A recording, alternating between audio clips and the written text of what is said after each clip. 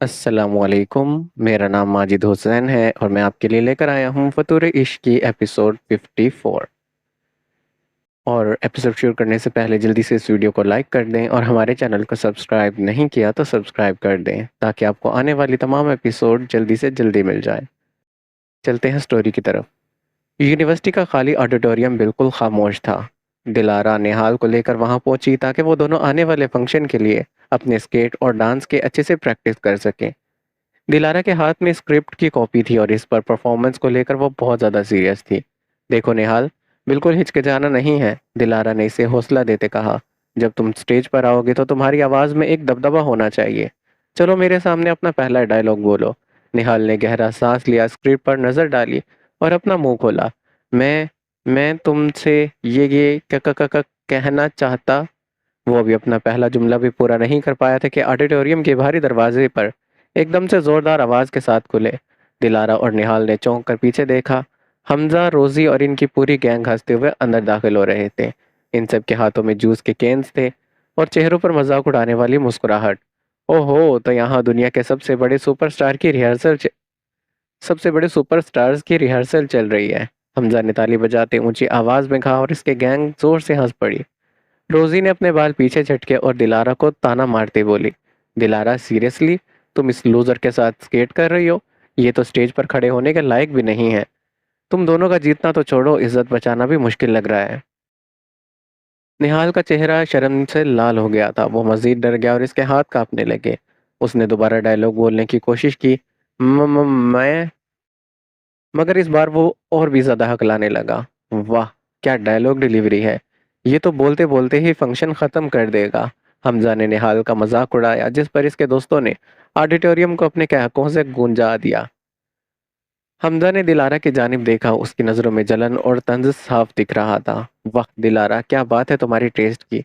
मुझे छोड़ने के बाद अब इस अकेले के साथ दिल लगाने का इरादा है क्या? क्या मैं और कहाँ ये बेचारा लूजर। कहाँ मैं और कहाँ बेचारा ये लूजर। कम से कम अपना स्टैंडर्ड तो इतना नीचे ना गिराती। दिलारा ने अपने हाथ खींचे और इन सबको पूरी तरह इग्नोर करते कोशिश की। उसने निहाल की जानिब देखा और नरम आवाज में कहा, कोई बात नहीं निहाल, तुम इन पर तवज्जो मत दो। डायलॉग हम बाद में देख लेंगे, पहले हम डांस स्टेप की प्रैक्टिस करते हैं। चलो म्यूजिक शुरू करो। दिलारा ने निहाल को पहला स्टेप सिखाना शुरू किया। 1 2 3 टर्न। मगर निहाल की तवज्जो हमजा और इसके दोस्तों के कमेंट्स पर थी, जिसकी वजह से वो हर बार गलत स्टेप कर रहा था। कभी वो दिलारा के पैर पर अपना पाँव रख देता तो कभी बीट मिस कर देता। अरे यार दिलारा, इस भालू को डांस सिखाना छोड़ो, इससे अच्छा है किसी खंबे के साथ डांस कर लो। हमजा ने पीछे से हुटिंग की। हमजा की इंसल्ट और बेहुदा बातों की वजह से दिलारा के अंदर गुस्से का उबाल उठ रहा था। उसका दिल चाह रहा था कि वो अभी जाकर इन्हें यहाँ से निकाल दे, मगर उसने बहुत मुश्किल से अपने गुस्से को कंट्रोल किया। वो गहरा सांस लेकर निहायत ही सब्र के साथ निहाल को दोबारा से समझाने लगी। निहाल, काम डाउन, मेरी आंखों में देखो और स्टेप्स को फॉलो करो। दिलारा ने धीरे से कहा। निहाल ने कोशिश की, 2 3 स्टेप सही हुए और अब डांस का आखिरी और सबसे इम्पोर्टेंट स्टेप आया, जहां निहाल को दिलारा को हवा में लिफ्ट करना था। दिलारा ने आगे बढ़कर इसके हाथों में अपना हाथ दिया। निहाल ने इसे लिफ्ट किया, मगर घबराहट और कमजोरी की वजह से उसके पैर लड़खड़ाए, उसका बैलेंस बुरी तरह से बिगड़ा और वो दिलारा को संभाल नहीं पाया। निहाल खुद तो गिरा ही था, मगर इसने दिलारा को भी जमीन पर गिरा दिया। दिलारा का सर फ्लोर से टकराया और इसकी स्क्रिप्ट हाथ से छूटकर दूर जा गिरी। ये देखकर हमजा, रोजी और उनकी पूरी गैंग हंसते हुए पागल हो गए। हमजा तो पेट पकड़कर कुर्सी पर बैठ गया। ओ माय गॉड, ये था तुम्हारा गैंग ये था तुम्हारा ग्रैंड फिनाले। ये डांस कम और कुश्ती ज्यादा लग रही है। रोजी ने हंसते हुए ताली बजाई। दिलारा, तुम्हारी परफॉर्मेंस तो अभी से हिट हो गई है, फ्लोर पर गिरने का रिकॉर्ड बना दिया है तुम दोनों ने। दिलारा जमीन पर बैठी थी, उसका जिस्म दर्द कर रहा था, मगर इससे कहीं ज्यादा तकलीफ उसके सेल्फ रिस्पेक्ट को पहुंची थी। इसी तरह सबके सामने गिरने पर वो बहुत ज्यादा शर्मिंदगी महसूस कर रही थी। उसका चेहरा गुस्से और शर्म से तमतमा रहा था। इन सब के कह के इसके कानों में किसी हथौड़े की तरह लग रहे थे। उसने निहायती गुस्से और नफरत भरी निगाह से जमीन पर पड़े निहाल को देखा, जो खुद बहुत परेशान दिख रहा था। दिलारा ने एक लफ्ज भी नहीं कहा। वो तेजी से खड़ी हुई, अपने कपड़े झाड़े और रोते हुए वहां से भागती ऑडिटोरियम से बाहर निकल गई। निहाल पीछे से बस इसे देखता रहा और पूरा ऑडिटोरियम हमजा और इसके दोस्तों की हंसी से गूंजता रहा। लाउंज में सारे लाउंज में सारा मलिक फूलों का गुलदान सजा रही थी, जबकि वहाज मलिक किसी फाइल को देखते हुए कॉफी पी रहे थे। निसा नाज चुपचाप सोफे पर बैठी थी, उसके हाथ में एक किताब थी, मगर आज वो एक भी सफ़ा नहीं पढ़ पा रही थी। कल रात उसका दिल अजीब सी बेचैनी में मुब्तला था। तभी डोरबेल बजी, सारा मुस्कुराई। लगता है दयान आ गया। निसा नाज का दिल बेइख्तियार जोर से धड़का था। दयान अंदर दाखिल हुआ, ब्लैक शर्ट और जीन्स में। वो हमेशा की तरह बहुत ज्यादा हैंडसम लग रहा था, मगर आज उसके चेहरे पर वो शरारती मुस्कुराहट और वो लापरवाह अंदाज मौजूद नहीं था। आज वो हद से ज्यादा संजीदा लग रहा था। अस्सलाम वालेकुम, दयान ने सलाम किया। वालेकुम अस्सलाम। अरे दयान बेटा, तुम इतनी जल्दी आ गए। अच्छा ही हुआ। देखो आज शाम मेहमान आ रहे हैं, थोड़ा तैयारियों में हाथ बटा दो। सारा पुप्पो ने खुशदिली से कहा था। वहाज ने कॉफी का मग मेज पर रखते मुस्कुरा कर देखा। हाँ दयान, तुम्हारा दोस्त अरसलान कह रहा था कि तुम दोनों कोई पूल पार्टी अरेंज कर रहे हो। आज वो सब छोड़ो, आज मेरी प्रिंसेस को देखने रिश्ते वाले आ रहे हैं, इसलिए पुप्पो की मदद करो। दयान ने सीधा वहाज की आंखों में देखा और बहुत ही आराम से कहा, वो लोग नहीं आ सकते, आप इन्हें मना कर दें। सारा और वहाज हैरान रह गए। क्यों? दयान ने एक गहरी सांस ली। क्योंकि मैं और नीसू एक दूसरे से मोहब्बत करते हैं। ये सुन ये सुनते ही लाउंज में जैसे बम फटा। एक गहरा सन्नाटा छाया। सारा के हाथ से ट्रे लगभग गिरने ही वाली थी। वह आज कुछ लम्हों तक दयान को देखते रहे, फिर अचानक हंस दिए। हा हा हा, ये नया मजाक है? दयान बिल्कुल नहीं मुस्कुराया। मैं मजाक नहीं कर रहा। वह आज के चेहरे के तासुरात सख्त हुए। सारा पुप्पो झटके से खड़ी होकर दयान का हाथ पकड़ा। उनका चेहरा डर और हैरानगी से सफेद पड़ गया था। दयान, ये तुम क्या बेहुदा बातें कर रहे हो? निशा तुम्हारी बचपन की बेस्ट फ्रेंड है, तुम दोनों हमेशा साथ रहे हो, इसलिए तुम इस वक्त थोड़ा सा पॉसेसिव हो रहे हो क्योंकि इसकी शादी हो रही है। बस ये दोस्ती का डर है, इससे ज्यादा कुछ नहीं है। नहीं पुप्पो, ये दोस्ती नहीं है। दयान ने जोर से कहा। उसकी मुठ्ठियां भिज गई थी। मैं बेफिक्रा जरूर हूँ पर बेवकूफ़ नहीं हूँ। हम दोनों एक दूसरे को चाहते हैं। अगर आपको मेरी बात पर यकीन नहीं है तो आप निशा से खुद पूछ लें कि वो मुझसे प्यार करती है या नहीं। निशा की सांसें सीने में अटक गई। वह आज भी खड़े होकर धाड़े थे। बस ये बचपना बंद करो। मगर दायान अपनी जगह से नहीं हिला। नहीं, आज बात मुकम्मल होगी। इसने सीधा निशा नाज की जानिब देखा। उसकी आवाज़ पहली बार लर्जी थी। निशु, बस एक बार सच बोल दो। इन्हें बता दो, क्या तुम मुझसे मोहब्बत करती हो या नहीं? सारा और वहाज दोनों की निगाहें निशा नाज पर जम गई। निशा नाज का रंग उड़ गया था, उसके हाथ कांपने लगे। उसने कभी अपने डैड को इतना ज्यादा गुस्से में नहीं देखा था। वहाज की भारी आवाज पूरे डाइनिंग रूम में गूंजी। निशा नाज! वो डर कर खड़ी हो गई। इधर देखो। निशा! वहाज इसकी जानिब बढ़े थे। उसकी आंखों में गुस्से से सुर्खी थी। उन्होंने उसके सामने खड़े होकर निहायत ही सख्त लहजे में पूछा, ये दयान यहाँ खड़े होकर क्या बकवास कर रहा है? क्या तुम दोनों के दरमियान ऐसा कोई चक्कर चल रहा है? बोलो। निशा नाज ने कांपते हुए पहले अपने बाप का खौफनाक चेहरा देखा और फिर दयान की जानिब देखा, जिसकी आंखों में एक उम्मीद थी जो इसे सच बोलने के लिए कह रही थी। मगर अपने बाप के डर और बेचैनी के मारे निशा का दिमाग सुन्न हो गया। उसके लब थरथराए, पर डर ने उसकी जबान पर ताला लगा दिया। दयान एक कदम आगे बढ़ा। निशु, प्लीज सिर्फ एक बार सच बोल दो। तुम मेरी बेटी को फोर्स मत करो। वह आज पूरी कुव्वत से धड़ा। अब की बार निशा की जान सही मायनों में निकली थी। और तुम कुछ बोलो या एक थप्पड़।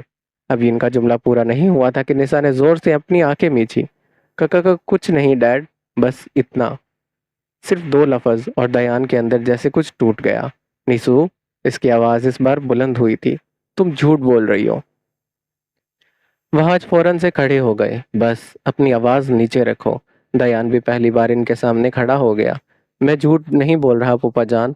वहाज ने आगे बढ़कर दयान को पीछे धकेला और इस पर टूट पड़े। बस दयान, बहुत हो गया तुम्हारा ये तमाशा। तुम अभी जवान हो, 2 दिन की अट्रैक्शन को मोहब्बत समझ बैठे। मेरे दोस्त का बेटा तुमसे 1000 गुना बेहतर है। अपना बिजनेस संभालता है, रिस्पॉन्सिबल है, मैच्योर है। उसका मुस्तकबिल साफ है। तुम अभी खुद एक बच्चे हो। क्या हो तुम अपने बाप के पैसों के बिना? एक नंबर के निकम्मे फ्लर्ट जिसे हर तीसरे दिन लड़कियां बदलना और पार्टी करना आता है। तुम्हारा कोई मुस्तकबिल है? हर जुमला दयान के दिल पर वार कर रहा था, मगर सबसे गहरा जख्म तब लगा जब वहाज ने सख्त लहजे में कहा, और मेरी बेटी का मुस्तकबिल मैं किसी जज्बाती और जिद्दी लड़के के हवाले नहीं कर सकता। पूरा लाउंज खामोश हो गया। दयान की आंखों में नमी चमकी। उसने एक बार फिर से जख्मी निगाहों से निशा को देखा, जो मुसलसल रो रही थी।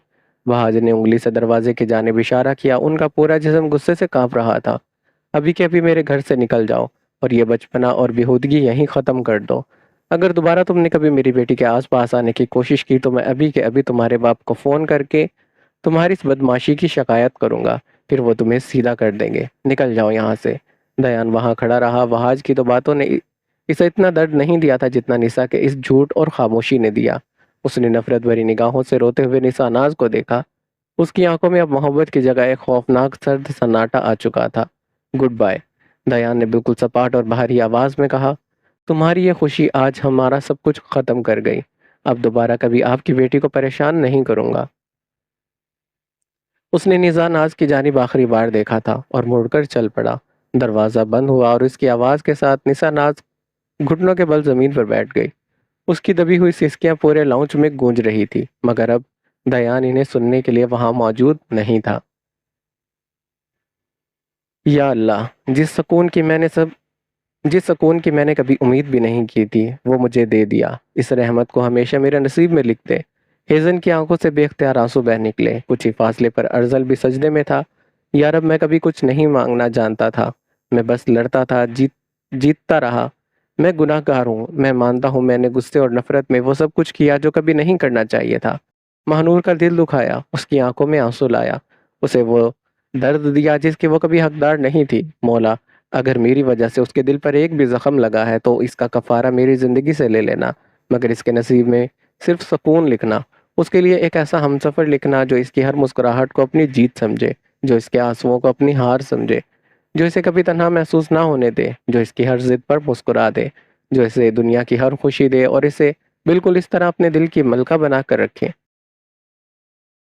अर्जल ने धीरे से अपने दोनों हाथ अपने चेहरे पर फेरे। उसने कुछ लम्हों के लिए अपनी नज़रें झुकाकर गहरी सांस ली, जैसे दिल का एक बोझ अल्लाह के हवाले कर दिया हो। फिर इसके होठों पर हल्की सी मुस्कुराहट उभरी। उसने दोबारा अपने दोनों हाथ दुआ के लिए उठाए। या अल्लाह, जिस रहमत की मैंने कभी उम्मीद भी नहीं की थी, आज वो मेरी ज़िंदगी में मेरे सामने बैठी है। इस नेमत पर जितना शुक्र अदा करूं कम है। इस परी को मेरी ज़िंदगी में भेजने के लिए तेरा लाख लाख शुक्र है। अर्जल ने अपनी दुआ मुकम्मल की। उसने धीरे से अपने दोनों हाथ अपने चेहरे पर फेरे। फिर इसने अपना सर सजदे से उठाया और बाअदब बैठ गया। उसने पलट कर हेजन को देखा। सफ़ेद हिजाब में लिपटा उसका पुरनूर चेहरा वो किसी फरिश्ते की तरह मासूम और पाकीज़ा लग रही थी। अर्जुल कुछ देर तक बस इसे देखता रहा। इसे देखते देखते उसके आज ब्लू आंखों में खुशी के साथ आंसू आ गए और एक आंसू इसकी आंखों से निकलकर इसके गाल पर बह गया। उसने एक बार फिर से ऊपर देखा, अल्लाह का शुक्र अदा किया और दोबारा अपने दोनों हाथ दुआ के लिए उठाए। हेजन अब भी आंखें बंद किए अपनी दुआ में मगन थी। अर्जल ने अपने दोनों हाथ बढ़ाए और निहायती एहतराम से अपनी दोनों हथेलियां इसके सफ़ेद हिजाब के ऊपर हवा में रख दी। उसने अपनी आंखें बंद की और दिल से दुआ की, अल्लाह, मेरी हर खुशी इस मासूम दिल के नाम लिख दे। इसके हिस्से का हर गम मुझ तक आने दे।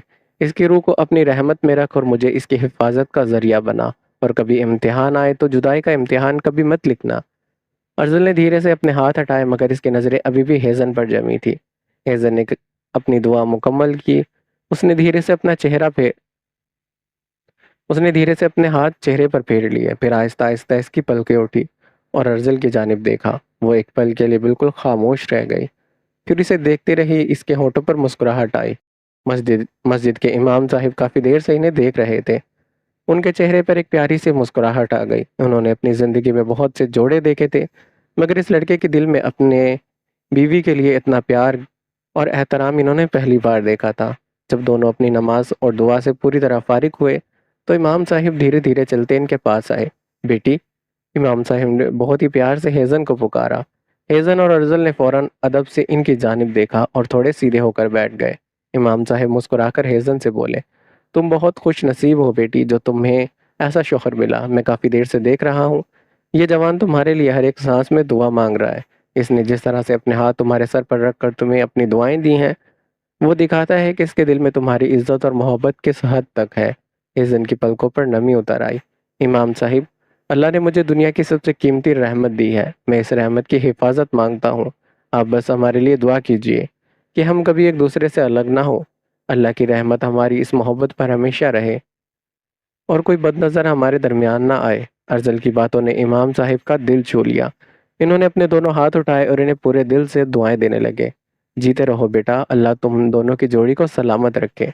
अल्लाह तुम दोनों के दरमियान मोहब्बत को इबादत बना दे, तुम्हारे घर को सुकून का घर बना दे। तुम्हारे साथ दुनिया और आखिरत दोनों में कायम रहे। तुम्हारा साथ दुनिया और आखिरत दोनों में कायम रहे। अल्लाह तुम दोनों को कभी एक दूसरे से जुदा ना करे। आमीन। अर्जल और हेजल ने एक साथ आंखें बंद करते कहा, आमीन। हेजल ने दिल ही दिल में कहा, या अल्लाह, अगर ये ख्वाब है तो इसे कभी टूटने मत देना। डीआईजी आफ्ताब अली हमेशा की तरह शाम के वक्त अपने घर के पुरसकून कमरे में बैठे थे। तभी दरवाज़ा हल्की सी दस्तक के साथ खुला। पापा। आफ्ताब अली ने मुस्कुराकर सर उठाया। आओ मेरी जान। अस्सलाम वालेकुम पापा, यास्मीन इनके पास आकर खुशदिली से बोली। यास्मीन अंदर दाखिल हुई। उसके हाथ में एक मोटा सा ट्रांसपेरेंट फोल्डर था। इस फोल्डर में बहुत सारे पेपर्स, चार्ट और यूनिवर्सिटी के फॉर्म्स नजर आ रहे थे। वालेकुम अस्सलाम, आओ बैठो। आज बड़ा भारी फोल्डर लेकर आई हो, खैरियत तो है? पापा प्लीज मुझे बचा लीजिए। आफ्ताब अली हंस पड़े थे। अब क्या हो गया? Project submits. गाइड ने कल रात ही बोला है कि गार्डियन वेरिफिकेशन ऑफिशियल ऑथेंटिकेशन के बगैर फाइल एक्सेप्ट नहीं होगी, इसने ड्रामा करते कहा। और कल लास्ट डेट है। आफ्ताब अली ने मुस्कुराते हुए मजाक किया। तुम लोग स्टूडेंट का फेवरेट काम ही लास्ट डेट का इंतजार करना है। यास्मीन ने बच्चों की तरह मुंह बनाया।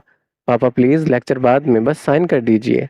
इसने फौरन से फोल्डर खोला जिनमें लिखा था सिग सिग्नेचर हेयर। आफ्ताब अली ने पेन उठाया। चलो लाओ। आफ्ताब अली ने पहले दो तीन पेपर पर गौर से साइन किए, वजह से ही अगले पेपर की जानिब बढ़ने लगे। यास्मीन ने अपनी पॉकेट में पकड़े फोन पर चुपके से एक ब्लैंक मैसेज सेंड किया। अगले ही लम्हे आफ्ताब अली का सरकारी मोबाइल फोन बज उठा। स्क्रीन पर उनके सब ऑर्डिनेट इंस्पेक्टर अमजद का नाम चमक रहा था। ये यास्मीन का पूरा प्लान था। इसने इंस्पेक्टर अमजद की एक ऐसी कमजोरी ढूंढ निकाली थी जिस पर इसने अमजद को अच्छे से ब्लैकमेल किया हुआ था। वो ठीक किसी वक्त कॉल करे और डीआईजी साहब को किसी अहम केस की झूठी इमरजेंसी में उलझा कर रखे। आफ्ताब अली ने कॉल रिसीव की। हाँ अमजद बोलो, इस वक्त फ़ोन क्यों किया? दूसरी तरफ से इंस्पेक्टर अमजद ने घबराई आवाज में पहले से तैयार झूठ बोलना शुरू किया। सर माजरत चाहता हूँ आपको घर पर भी तंग करने के लिए, मगर सिटी ब्रांच से एक बहुत बड़ा मसला हो गया है।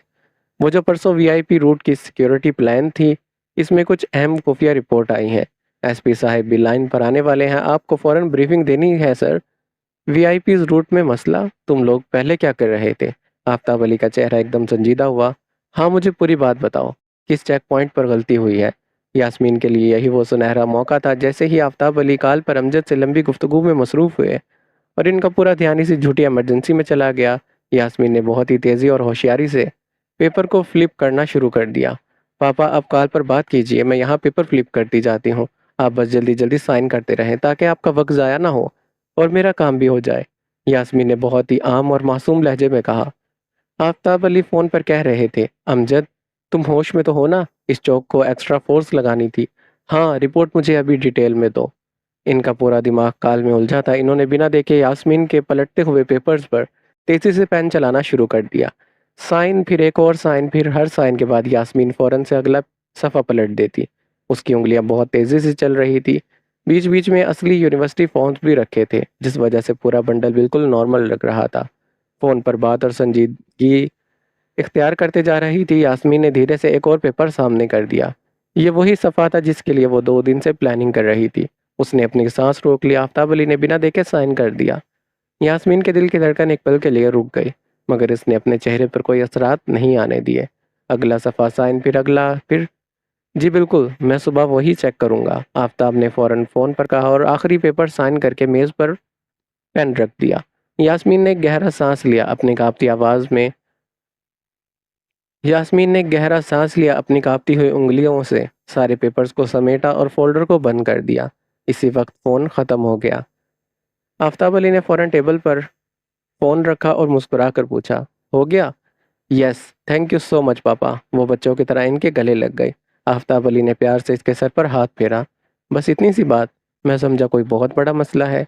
यास्मीन हंस पड़ी थी। मेरे लिए तो यही बहुत बड़ा मसला था। अब मैं टेंशन फ्री हूँ। ठीक है, जाकर आराम से सबमिट कर देना। जी पापा। यास्मीन मुस्कुराती कमरे से बाहर निकल गई। सीढ़ियाँ चढ़ते वक्त भी उसके चेहरे पर वही मासूम मुस्कुराहट थी, मगर जैसे ही वो अपने बेडरूम में पहुंची, इसने फौरन से दरवाज़ा लॉक किया, फोल्डर बेड पर रखा, एक एक पेपर निकालने लगी। उसने यूनिवर्सिटी फॉर्म्स एक जानिब रखे और धीरे से कुछ और पेपर अलग किए। हर पेपर के नीचे डीआईजी आफ्ताब अली के असली सिग्नेचर मौजूद थे। उसने इन सिग्नेचर्स को कुछ लम्हों तक देखा। उसकी आंखों में जज्बात बदलने लगे, खुशी, बेचैनी और थोड़ा सा गिल्ट। पापा, मुझे माफ़ कर दीजिएगा, मैं आपसे झूठ नहीं बोलना चाहती थी, लेकिन मुझे अरसम के पेरेंट्स की मौत का सच जानना होगा। इसने सारे पेपर्स दोबारा संभाल कर फोल्डर में रखे, फिर अलमारी के सीक्रेट कंपार्टमेंट में छुपा दिए और खिड़की के बाहर देखते धीरे से मुस्कुराई थी। आज पहला दरवाज़ा खुल गया है, अब देखते हैं सच कितनी देर तक खुद को छुपाता है। शाम का वक्त था। फूड स्ट्रीट हमेशा की तरह रोशनियों से जगमगा रही थी। हर तरफ लोगों का रश था। कहीं बच्चे आइसक्रीम खा रहे थे, कहीं फैमिलीज चाट एंजॉय कर रही थी। और इन सब के दरमियान एक छोटे से गोल गप्पे वाले स्टॉल के सामने महानूर और सितारा खड़ी थी। दोनों के हाथों में छोटी छोटी प्लेटें थी। गोलगप्पे वाले अंकल एक के बाद एक तीखा पानी गोलगप्पे वाले अंकल एक के बाद एक में तीखा पानी और मीठी चटनी भर भर कर दे रहे थे। अंकल, एक्स्ट्रा तीखा, सितारा ने पूरी एक्साइटमेंट के साथ कहा। महानूर फौरन से चीखी, नहीं, मेरे वाले में कम मिर्च। अंकल हंस पड़े। दोनों बेस्ट फ्रेंड हो? सितारा ने फौरन जवाब दिया। बेस्ट फ्रेंड भी और फ्यूचर नंद भाभी भी। महानूर जोर से हंसी थी। अल्लाह बचाए। सितारा ने एक गोलगप्पा उठाया और पूरा मुंह में डाल लिया। सीटू, थोड़ा आराम से खाओ, कोई तुम्हारा छीन नहीं रहा है। अगले ही पल सितारा की आंखों से आंसू निकल आए। पानी पानी। महानूर इतनी जोर से हंसी कि इसका अपना गोलगप्पा प्लेट में गिर गया। हीरोइन बनना था ना? सितारे ने मुश्किल से पानी पिया, फिर इसने महानूर को घूरा। तुम हंसो मत, मुझे लगता है मैं आज मर जाऊंगी। महानूर ने फिर एक गोलगप्पा खाया। अगर तुम मर गई तो मैं भाई को क्या बोलूंगी? सितारा ने सीधा जवाब दिया। बोलो, आपकी मोहब्बत तीखे पानी में डूबकर मर गई है। दोनों फिर से जोर जोर से हंसने लगी। फिर सितारा ने अपने टिश्यू से मुंह साफ किया और इसके चेहरे पर एक संजीदगी आ गई। वैसे नूर, मुझे ये यास्मीन बिल्कुल पसंद नहीं है। महानूर ने हैरत से इसकी जानिब देखा। क्यों? सितारा ने मुंह बनाया। मुझे उसकी वाइब्स अच्छी नहीं लगती। वो तुम्हारे भाई के आसपास घूमती रहती है, छिपकली कहीं की।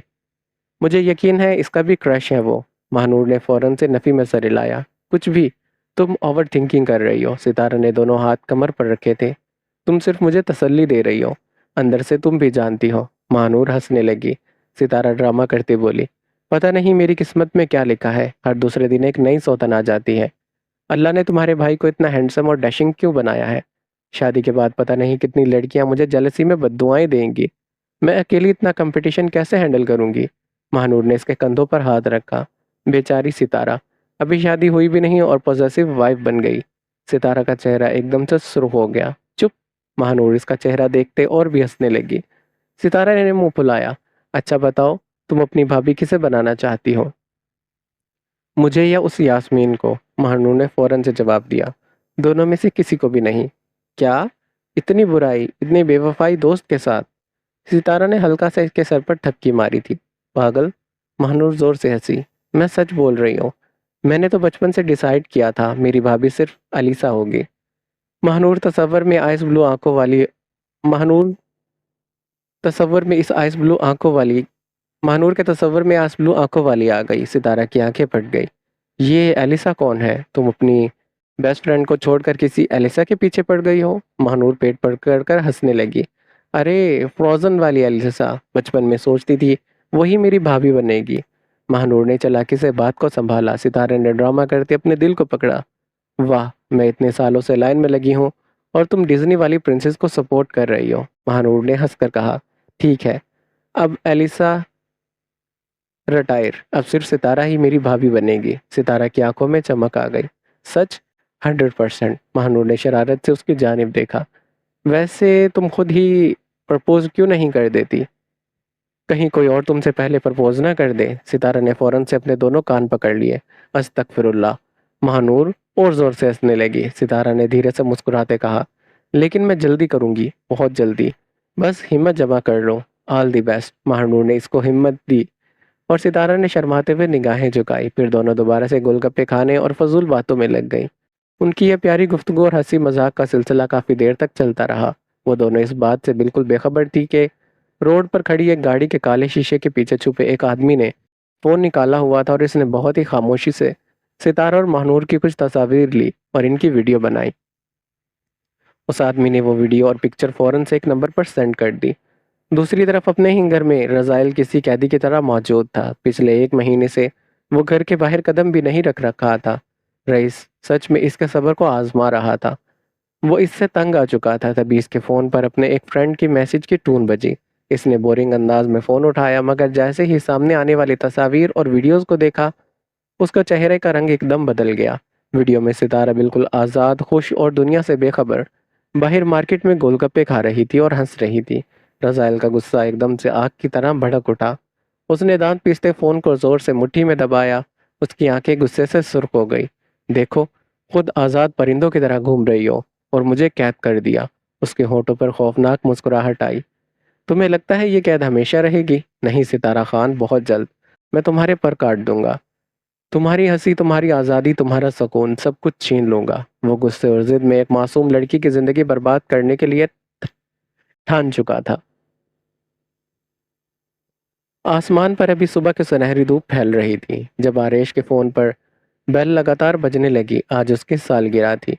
एक के बाद एक फैमिली मेंबर्स की कॉल आने लगी। हानिया, रानिया, दयान, दिलारा, शाजिम और काजिम ने मिलकर इसे ढेरों सारी दुआएं दी थी। फिर हशमत साहिब और आमना बेगम ने कॉल पर अपना प्यार और दुआएं दी। कुछ ही देर में अर्जल और हेजन की भी कॉल आई। वो दोनों भी बहुत ज्यादा खुश दिली से आरेश की बर्थडे विश कर रहे थे। आरेश फोन पर सबसे बात करते हंसी मजाक कर रहा था, मगर उसकी नज़र बेड पर बैठी बहारे पर जमी थी। बहारे अभी सोकर उठी थी। उसने कल की सारी बातें साफ सुनी थी और वो अच्छे से जानती थी कि आज आरेश का बर्थडे है, मगर उसके चेहरे पर कोई तासुरात नहीं आए। वो बिल्कुल खामोशी से उठी और आरेश को एक बार भी देखे बगैर सीधी वॉशरूम में चली गई और अंदर से लॉक कर लिया। आरेश को यह बात बहुत अजीब लगी। उसने सोचा था, चलो शायद वॉशरूम से निकलकर इसे विश करेगी। वो पूरे सब्र के साथ इसके बाहर रहने का इंतजार करने लगा। थोड़ी सी देर के बाद जब बहारे वॉशरूम से बाहर आई, तब भी इसने आरेश को नहीं देखा था। वो चुपचाप ड्रेसिंग टेबल के सामने खड़ी होकर तैयार होने लगी। आरेश ने जानबूझकर अपने फ़ोन का स्पीकर ऑन किया, जो अभी भी चल रहा था। ऊंचे लहजे में बोलने लगा, हाँ हाँ, थैंक यू सो मच। मुझे पता है आज मेरा बर्थडे है। बहुत बहुत शुक्रिया। बहारे ने मिरर में आरेश की इस हरकत को देखा। वो मुश्किल से अपनी हंसी रोक रही थी। तैयार होने के बाद अपना दुपट्टा संभालती वो दरवाजे की जानिब बढ़ी थी ताकि नीचे जा सके। आरेश ने फौरन कॉल कट की और आगे बढ़कर इसके सामने खड़ा हो गया और पूछा, कहाँ जा रही हो? नीचे नाश्ता करने। बहारे ने बिल्कुल आम से आवाज में कहा। आरेश ने अपनी आईब्रो उठाई। तुम्हें पता नहीं आज क्या है? बहारे ने मासूम से उसकी जानिब देखा। हाँ, क्या? संडे? आरेश ने आंखें बंद कर ली। नहीं, संडे नहीं, कुछ स्पेशल। बहारे सोचने का ड्रामा करने लगी। खास? अच्छा, आज धूप बहुत अच्छी निकली है इसलिए, या फिर आज खाने में कुछ स्पेशल बन रहा है? हरेश आखिरी बात पर बिल्कुल चिढ़ गया था। उसने गुस्से में कहा, हद है यार, आज मेरा बर्थडे है, क्या तुम मुझे विश नहीं करोगी? बहारे ने 2 सेकंड इसको देखा, फिर बिल्कुल सीरियस एक्सप्रेशंस बनाकर बोली, ओ हैप्पी बर्थडे, और सीधा बाहर निकल गई। हरेश वहीं खड़ा रहा। बस हैप्पी बर्थडे? इतना सूखा हैप्पी बर्थडे? इसने गुस्से में तकिया उठाया और बेड पर फेंक दिया। क्या ज़रूरत है मुझे इसकी विश की? मैं क्यों वेट कर रहा था? मैं पागल हूँ? वो खुद ही उठकर इसके पीछे ब्रेकफास्ट करने के लिए चला गया। डाइनिंग टेबल पर सब कुछ नॉर्मल रहा। बहारे बिल्कुल आराम से पराठा खा रही थी, कभी चाय पीती, कभी फ़ोन चेक करती, और सामने आरेश पूरा मुंह फुलाए बैठा था। एक बार भी इसकी जानिब नहीं देखा। बहारे ने चुपके से इसका चेहरा देखा और फिर नजरें झुकाकर हंसी रोकी। उसके गाल हल्के से लाल हो गए। ब्रेकफास्ट खत्म हुआ था और बहारे अचानक उठ खड़ी हुई। मैं रूम में जा रही हूँ। आरेश ने जानबूझकर इसकी जानिब देखा भी नहीं। बस इतना कहा। थोड़ी देर के बाद वो रूम में आया। बहारे बेड पर बैठी फोन चला रही थी। आरेश दूसरी साइड पर बैठा और जलता हुआ अपना फोन निकालकर खुद को मसरूफ दिखाने लगा। दोनों एक दूसरे को इग्नोर करते रहे। कुछ देर के बाद आरेश ने अपनी आंखें बंद की और पता ही नहीं चला कब उसको नींद आ गई। जब काफी घंटों के बाद आरेश की आंख खुली तो कमरे में शाम का अंधेरा फैल चुका था। उसने उठकर पूरे कमरे में देखा, मगर बहारें वहां मौजूद नहीं थी। उसने वॉशरूम भी चेक किया पर वो गायब थी। आरेश परेशान होने वाला था, तभी उसके फोन पर एक मैसेज की टून बजी। उसने स्क्रीन देखी। वो बहारे का मैसेज था। शाम 7 बजे गुल्लू गाड़ी लेकर आएगा। वो आपको सीधा मेरे पास लेकर आएगा, जहाँ इस वक्त मैं हूँ। तब तक मुझे ढूंढने की बिल्कुल कोशिश मत करना। प्लीज़ 7 बजे तक ज़रूर आ जाना। मैं आपका इंतज़ार करूंगी। मैसेज पढ़ते ही आरेश के लबों पर एक हसीन मुस्कुराहट आ गई। उसका सारा गुस्सा एकदम गायब हो गया। वो बच्चे से समझ चुका था सुबह से मैडम एक्टिंग कर रही थी। वो दरअसल इसके लिए एक सरप्राइज प्लान कर रही थी। वो दिल ही दिल में खुश हो रहा था। इसी वक्त फ़ोन दोबारा से बज उठा। बगैर देखे उसने फ़ोन रिसीव किया। मुस्कुराते बोला, तो बताओ लिटिल बनी, क्या प्लानिंग चल रही है? मगर अगले ही पल दूसरी तरफ से आने वाली आवाज ने उसकी मुस्कुराहट गायब कर दी। आरेश, ज़ारा की रोती हुई आवाज थी। यहाँ पर एपिसोड ख़त्म होती है और आपने मुझे कमेंट बॉक्स में बताना है कि ज़ारा कल पर उसे क्या बताएगी। और वीडियो को लाइक नहीं की तो वीडियो को लाइक कर दें। अल्लाह हाफिज़।